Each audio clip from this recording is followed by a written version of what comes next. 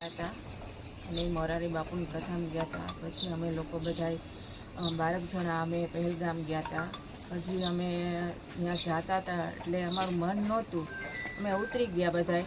પછી પાછા અમને બધા ઘોડાવાળાને બધા કીધું નહીં તમારે આવવું જ પડશે, પૈસા નહીં દો તો તમારે આવવું પડશે। અને પપ્પા કે મારું મન નથી માનતું, નથી જવું, પણ તોય અમે બધા ગયા। અમે 12 જણા હતા અને અમે ત્યાં પહોંચ્યા 5 જ મિનિટ થઈ।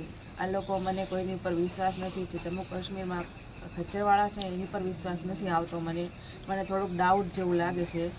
અને અમે ત્યાં 5 જ મિનિટ પહોંચ્યા। હજી અમે એકાબીજી મારા દીકરા સામુ મારા પતિ સામુ હું જોઉં છું ત્યાં ફાયરિંગ 2 હવામાં થયા। તમે અમને જોવા રહ્યા અને મારા કાકા છે અશરભાઈ નાથાણી એમ કીધું ભાગો, દોડો જલ્દી। ત્યાં અમે બધા દોડવા મળ્યા। ત્યાં હું હજી ગેટ આગળ પહોંચું ને તો મારા છોકરાને કોઈક એમ કીધું કે લેટ જાઓ, તો એ લોકો લેટ્યા।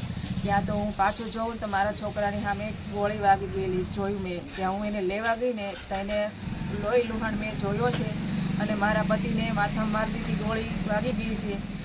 અને મને એટલું દુઃખ છે કે મને આ જે દેશની મારી ઉપર દુઃખ પડ્યું છે એવું કોઈ મારી ભારત દેશ માતા કે દીકરી માથે કોઈની માથે ન પડે એવું હું પ્રાર્થના કરું છું। અને મારા મોદી સાહેબ મારા ભગવાન છે, અમારું આખું ઘર અમે પૂજી છે। અને મને પહેલેથી મારા દેશ પ્રત્યે તો મને બહુ લાગણી છે।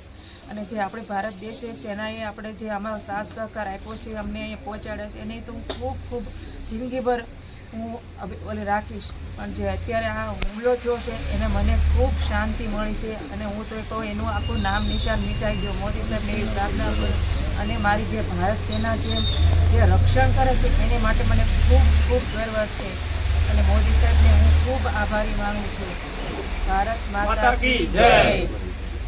થયા છે ભારતે પાકિસ્તાન ઉપર હુમલો કર્યો છે। મારા 2 સ્વજનો ગુમાવ્યા છે, મારા પપ્પા અને મારા ભાઈએ। એને ભારત માટે 2 આઝાદી આપી દીધી છે ગોળી ખાઈને। હવે એના દિવ્ય આત્માને શાંતિ મળે એટલે ભારતે હુમલો કર્યો છે। આપણા સેના ઉપર કેટલો ગર્વ મહેસૂસ કરો છો, જે પરાક્રમ બતાવ્યો છે? હા, શું કહેશો ભારતીય સેનાને? ભારતીય સેના ઉપર મને ખૂબ ગર્વ છે કે આજે રાત્રે 2 વાગે હુમલો કર્યો છે એને। જો આપણા દેશના પ્રધાનમંત્રીએ કહ્યું હતું કે આતંકવાદીઓનો ખાત્મો કરવામાં આવશે અને કર્યો ખરી? મોદી સાહેબ ઉપર મુજે ખૂબ ગર્વ છે। હવે તમારા પરિવારજનના સ્વજનને આત્માને શાંતિ મળશે?